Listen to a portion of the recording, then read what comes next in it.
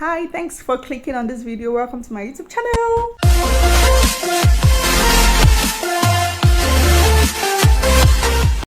So here is a vlog on the last training I had through my non-profit. I did a training for young people on volunteering, proposal and grant writing. It was so beautiful, it was intense and very productive. This is one thing I enjoyed doing, so I just hope you like the video. See the beautiful moments, the beautiful young faces, and how we spent our time together, basically trying to map out plans, strategies on how we can help each other achieve our dreams, be it in the business sector, in the non-profit sector. So just enjoy. And call all harmful cultural practices that affect girls and women. Basically, that's what we do. And the woman in the scene, she's our director. She's Ayo Bello.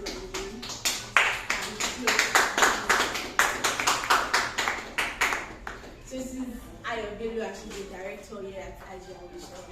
And some of us here are volunteers, but they are new faces and would like to know before we get started with the new training.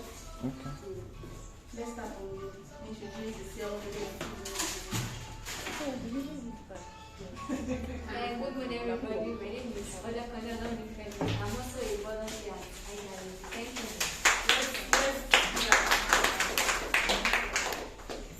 Good morning, everybody. I'm Esther. I'm also a volunteer at IGRHD.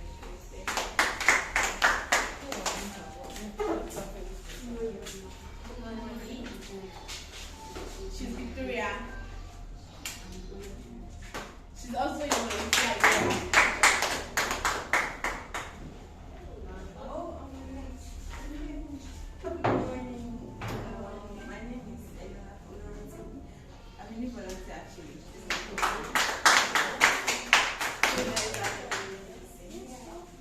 Good morning, everyone.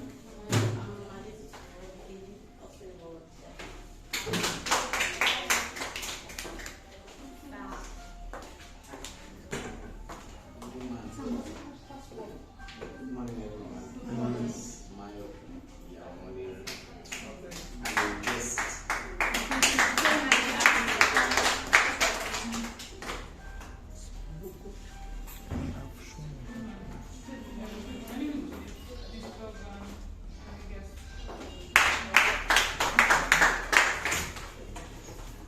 morning, everyone. I'm I'm also a guest.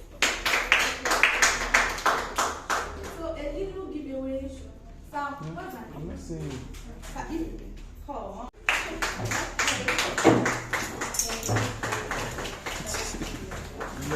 Quickly before we do that, before we went on, before we understand this is Ayo Bello. I want to welcome everyone of us once again. So, like I said, my name is Aditi. So, I'll be taking the biography of this awesome woman. Yeah, I'm really in love with her. I'm really in love with her. So, I'm sure by the end of this, I really want us all to appreciate her and welcome her in with the branding, a sounding ovation. So, Mrs. Ayo Bello is a well-known on-air personality for Great FM, engaging more than 2 million people through the radio on salient issues ranging from youth and women's empowerment to civil and human rights appreciation, gender equality, national building, conflict resolution, and awareness creation. She is a former 120 under 14 nominee, that is Bill and Melinda Gates Foundation, which celebrates young champions of family planning, recognizing the next generation of leaders making a difference in reproductive health worldwide, and a Young African Leaders Initiative, YALI, YALI. Yeah, she's a Young African Leaders Initiative Fellow, an initiative by former US President Barack Obama. She is fluent in English and Yoruba, social communications and advocacy specialist with experience in community campaigns, youth engagement, public speaking, counseling, leadership, making, social entrepreneurship, and volunteering. Mrs. Ayo Bello is state coordinator of the Girl Generation Pushing Social Change Activities against FGM at grassroots level in Nigeria, and represents the youth chapter of the organization, engaging in consultation with policy makers, traditional rulers, and state governments, and LET lead of Nigeria for GNC on all of their anti-FGM projects in Nigeria. Wow. Ayo Bello, sorry to say, this is Ayo Bello, is a founder and director. She's the founder and director of this prestigious initiative. This organization, the Initiative for Girls' Rights and Health Development, IGRHD, formerly Ladies Champion International, with a vision. She has a vision. She has a vision and she's building it gradually. All those work since 7 years ago, before I was born. With a vision 100. to protect and empower women and girls from the adverse effects of various harmful traditional practices, particularly FGM, and other practices affecting the sexual and reproductive health and rights of women and girls in Africa at large. Beginning with Nigeria, she organizes, supervises, and coordinates community dialogue and grassroots sensitization projects and workshops focused on promoting comprehensive sexuality education and eradicating the practice of FGM. Working with various stakeholders, including primary and secondary school students, mentors, advocates for anti-FGM and girls' rights protection, campaigns and represent the organization at local, national, and international levels. She is also project coordinator of Koimoreni and Jasoro Initiative, an initiative of His Majesty, the Oni of Ife, mobilizing volunteers and organizing community-based projects, PR and media activities. And she plays a vital role in content creation, decision making, youth engagement, public speaking, policy making, and implementation. Now, without much talk, well, join me as I welcome Mrs. Ayo Bello, CEO,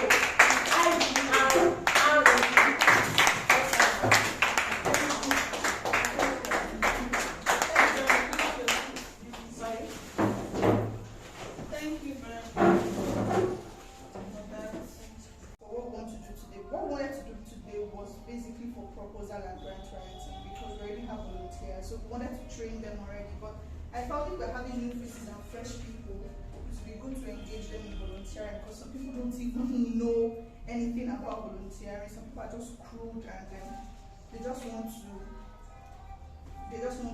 get to know about it and come to find proposal. You know, my profile may sound big, but I think I should break it down to how or when I was a student. So I actually studied sociology and anthropology at OAU, so which was where I started my volunteering stuff. So how did I start volunteering? I wanted to study law. I think I've shared the stories over and over again, but I think some people just hear it for the first time. So I wanted to study law because I wanted to advocate for girls due to some of the personal experiences I've had. So after writing JAMB and everything, they did not give me law. They did not give me sociology. I did not like the course. I did not like to go to class. I did not like my classmates. I did not like my lecturers. I did not like the faculty. So I was always alone and I was always angry, you know. And I know it's going to be difficult for me to try to get law again. So at part 1, my results were bad because I didn't understand. And then to kill it all, I was doing maths. I was an art student, so because I was studying a social science course, I had to do statistics, I had to do SSC 105 and all of that. In fact, I had F in 105, I had to do it again, it was that bad. So then I think part 2, at least thank God university, you not repeat. I used to repeat, I would have repeated. I moved to the next class and then I have carryover. So there were lots of carryover whatever. It was really annoying. So then I started thinking to myself, okay, so what exactly is the problem? Yeah, I need already. Why not just face it? What's the solution? So I thought, okay, what I wanted to do was to advocate for girls. So who says I need a law certificate to do that? How can I, so it's a different thing when you are going to school to make money to eat. To me, it was more about fulfillment and what I want to be. So I thought, okay, what can I do? And then I didn't even know anything called NGO. I didn't even know anything called organization.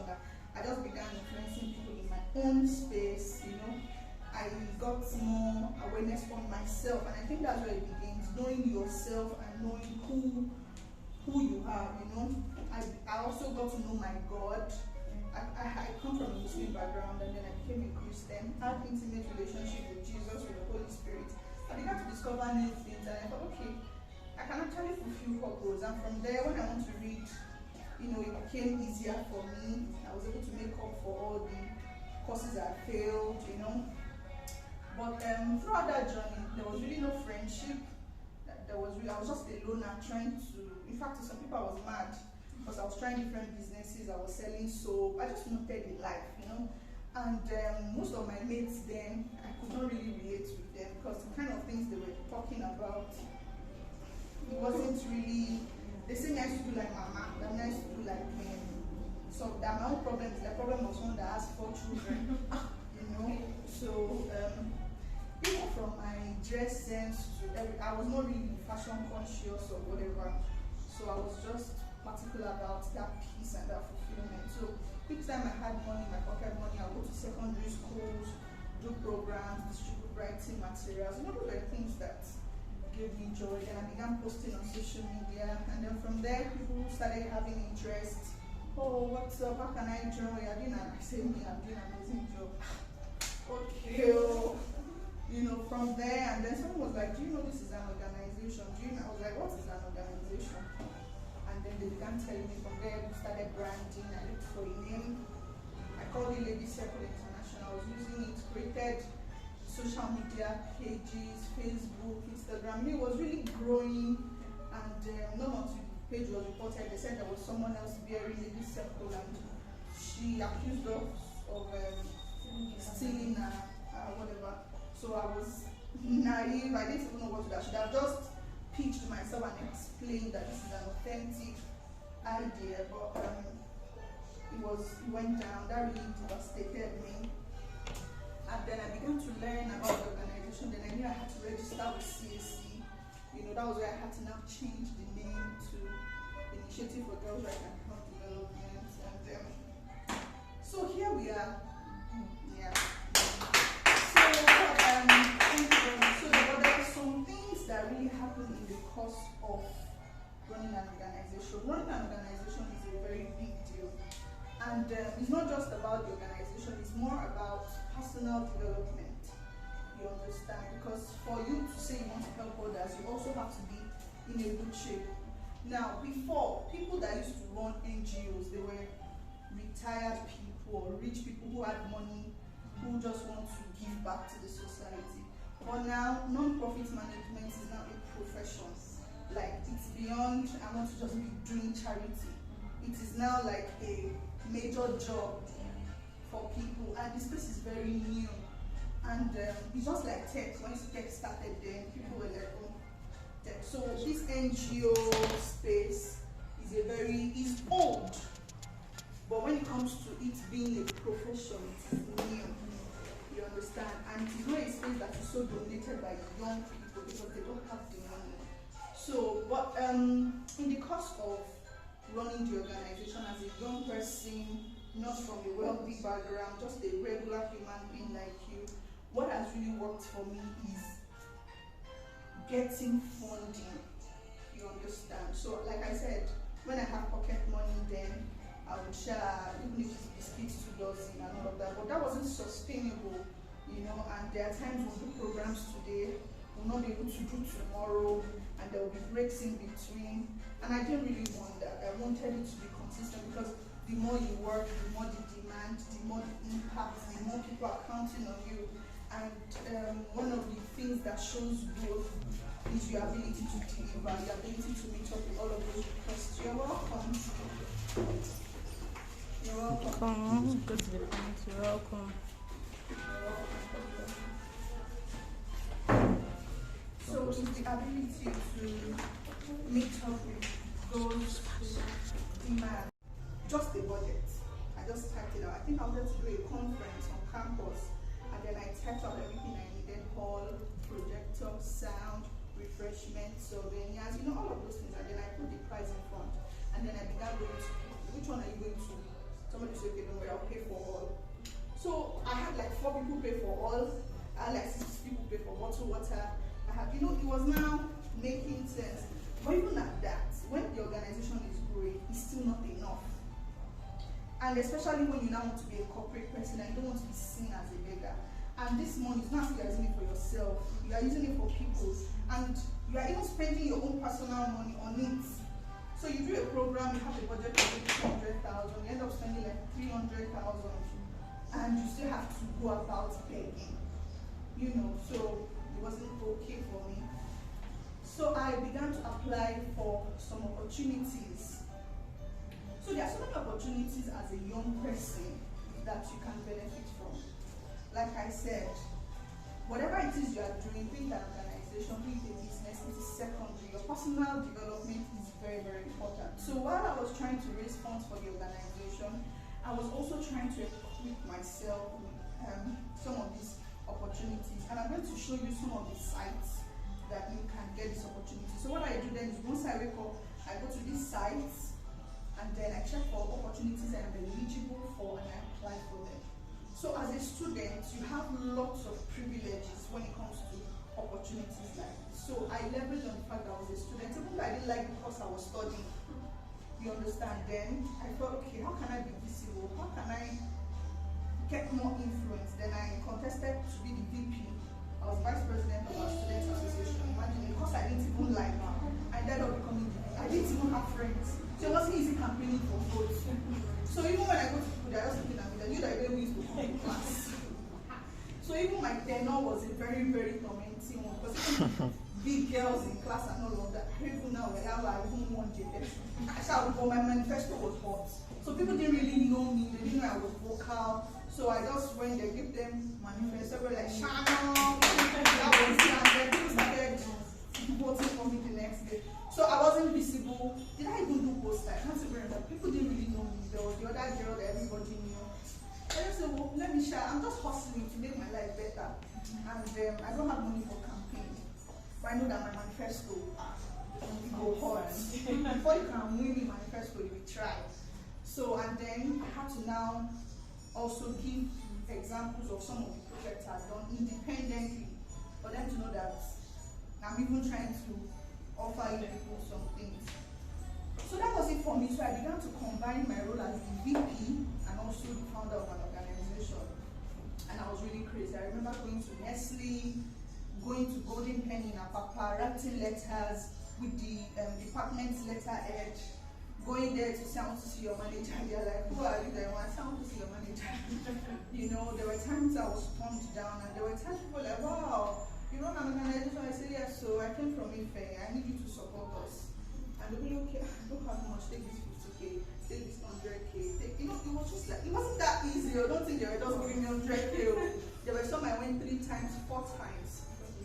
But the personal development, determination, the passion, the willingness, were the things that worked for me.